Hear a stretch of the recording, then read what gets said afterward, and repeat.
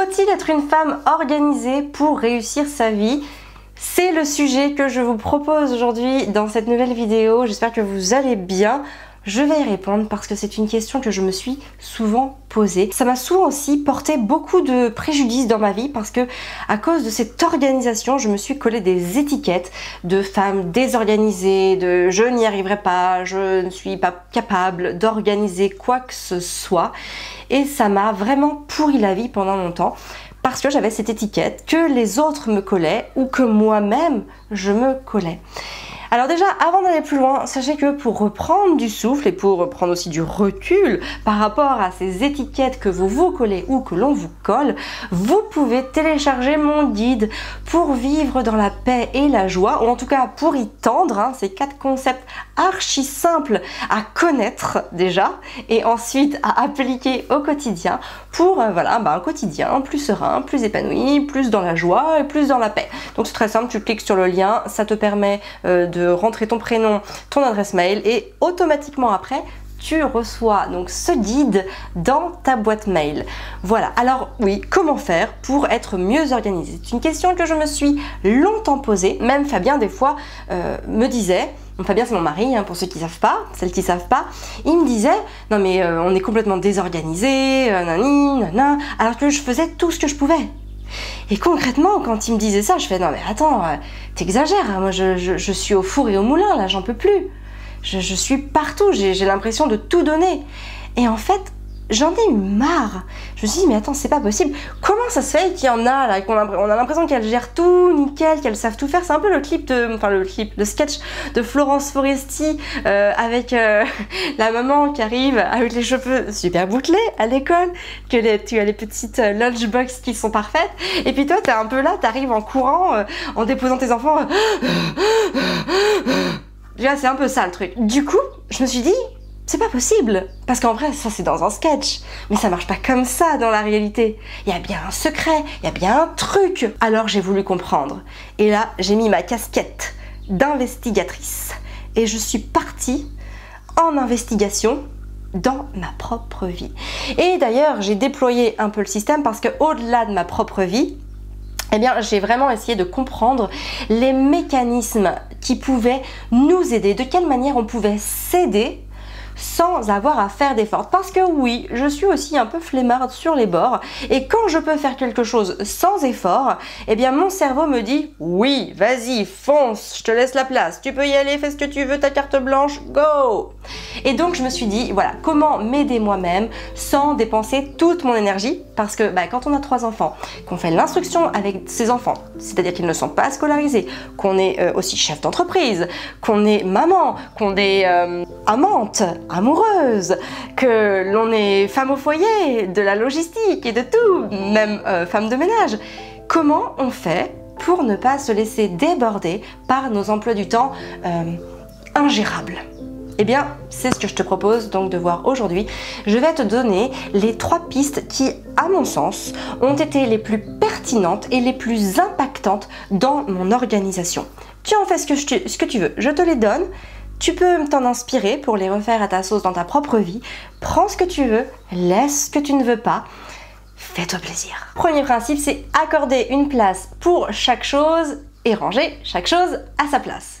Alors oui, je sais, parfois c'est extrêmement fatigant de poser sa paire de chaussures sur l'étagère et donc on préfère la laisser au pied de l'étagère. Ça, je le sais, c'est hyper fatigant. Mais ceci dit, si tu adoptes cette petite avancée dans chacun de tes gestes, dans chacun de tes actes, et si tu le fais faire à tes enfants et à ton conjoint, ça peut changer beaucoup de choses. Parce que du coup, tu n'auras plus à passer derrière toi-même, déjà en premier lieu, pour ranger chaque chose. Quand tu as un truc dans la main, va le ranger, va jusqu'au bout, sauf si tu t'en sers, bien évidemment. Et ça, c'est quelque chose qui m'a énormément libérée. Au lieu de poser quelque chose dans un espace de transition, je vais prendre 10 secondes, 15 secondes de plus pour aller le poser à sa place. Parce que oui, aussi en amont, chaque chose a une place chez nous. Ça peut être dans un tiroir fourre-tout, on est bien d'accord. Mais c'est sa place. Et puis de temps en temps, on va ranger le tiroir fourre-tout ou le placard fourre-tout ou ce que tu veux fourre-tout. Mais en tout cas, c'est important d'attribuer une place pour chaque chose et de prendre ce temps de mettre chaque chose à sa place. Je t'invite à repenser à moi la prochaine fois où tu poses ta tasse de thé, ton livre ou ton cahier de notes dans un endroit qui n'a rien à faire, hein, dans une place de transition. La deuxième clé, c'est d'investir son temps et son énergie en conscience. Alors là, je parle principalement des choses que nous allons laisser rentrer chez nous. Donc ça va être les choses qu'on achète, qu'on récupère, les choses qu'on nous donne, les choses qu'on nous offre aussi. Tout ça va nous demander du temps et de l'énergie pour s'en occuper, pour s'en servir, pour le réparer, pour en prendre soin, pour s'en séparer aussi des fois. Donc la vraie question c'est, est-ce que ces objets-là nous apportent assez de satisfaction, assez d'amour même, pour qu'on ait envie de passer notre temps et notre énergie, en tout cas une partie de notre temps et de notre énergie, à nous en servir. Et moi, j'ai vraiment retrouvé du souffle dans mon organisation à partir du moment où j'ai arrêté d'acheter des choses comme ça, ou que j'acceptais ce qu'on me donnait, ou qu'on voulait me faire des cadeaux, je disais ah ouais vas-y donne, ça me servira toujours. Non, des fois ça restait entassé pendant des mois et des mois au grenier, au garage, dans le cagibi, dans la véranda. Peu importe, il y a un moment, si on ne s'en sert pas tout de suite, il faut savoir dire non, je n'en veux pas. C'est gentil, mais propose-le à quelqu'un qui en aura plus besoin. Ou si on veut acheter, se poser la question. Pendant 24 heures, laisser au moins mariner 24 heures. Se dire, est-ce que j'en ai vraiment besoin? Parce que dans les 24 heures qu'on va se laisser, peut-être qu'on va trouver un autre moyen de le consommer. Peut-être qu'on va pouvoir l'emprunter à quelqu'un, ou le louer, ou le récupérer, enfin l'acheter en seconde main, ou des choses comme ça. Donc ça va nous prendre aussi moins de temps, moins d'énergie, et aussi moins d'argent. Parce que le temps, hein, il faut le dire, il faut quand même l'avouer, est aussi corrélé à l'argent. C'est-à-dire que le temps que nous passons à gagner notre vie, à travailler, hein, c'est après ce temps-là qui est derrière les objets que l'on achète.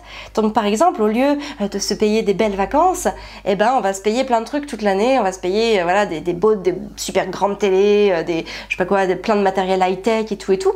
Et finalement, derrière chaque objet, il y a une part de notre sacrifice de temps.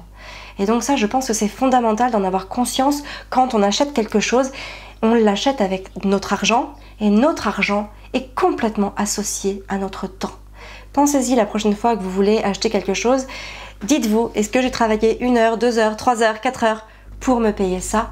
Ou est-ce que je pourrais pas utiliser ce budget pour partir en week-end avec mes enfants, voilà, ou pour aller dans un restaurant avec mes enfants? Bref. Réfléchissez à ça la prochaine fois que ça vous arrivera. Et enfin, la troisième clé, c'est de graviter en orbite réduite.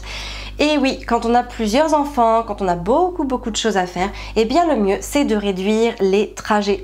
C'est-à-dire que si le petit dernier veut aller faire une école de clown à 15 km de la maison, ça risque de ne pas être possible. En tout cas, pour moi, ce n'est pas possible. Pourquoi? Parce qu'encore une fois, me déplacer me prend du temps, un temps où je suis en transit, où je ne peux pas m'occuper non plus des choses qui ont réellement de l'importance pour moi ou pour nous en tant que famille. Et donc, je limite les transits à 15 minutes maximum. Au-delà de la barrière des 15 minutes, ce n'est pas possible pour nous de le faire, ce n'est pas envisageable, ou en tout cas pas de manière régulière. Évidemment, on va pouvoir aller se promener à plus d'un quart d'heure de chez nous une fois dans le mois ou le week-end ou autre, évidemment, hein, faut pas tout confondre. Mais dans les choses récurrentes qui reviennent hein, de manière systématique toutes les semaines, j'ai choisi d'être au cœur d'un épicentre de 15 minutes maximum. Et ça m'a permis, parce qu'évidemment j'ai dû faire preuve d'ingéniosité pour retrouver des activités culturelles pour les enfants, pour nouer du lien social tout près de chez nous, avec les gens qui nous entourent. Et finalement, j'ai trouvé ça extrêmement enrichissant parce que cela nous a permis d'aller à la rencontre, sincèrement, des gens qui sont autour de nous. Reprendre contact avec ses voisins, parler à l'épicière, à la buraliste, à la pharmacienne, à la boulangère. Tout ça, en fait, ça apporte beaucoup de richesse et ça permet aussi aux enfants de comprendre l'environnement dans lequel ils vivent. Et ça, c'est fondamental parce qu'ils sont eux-mêmes des acteurs, des éléments de cet environnement. Et donc, c'est bien s'ils peuvent se sentir en sécurité aussi dans cet environnement. Et plus on va valoriser l'environnement direct et proche de nous, plus l'enfant, en fait, va pouvoir se déployer en confiance. Et nous, moins on perd de temps et donc ça nous fait forcément gagner du temps sur d'autres choses.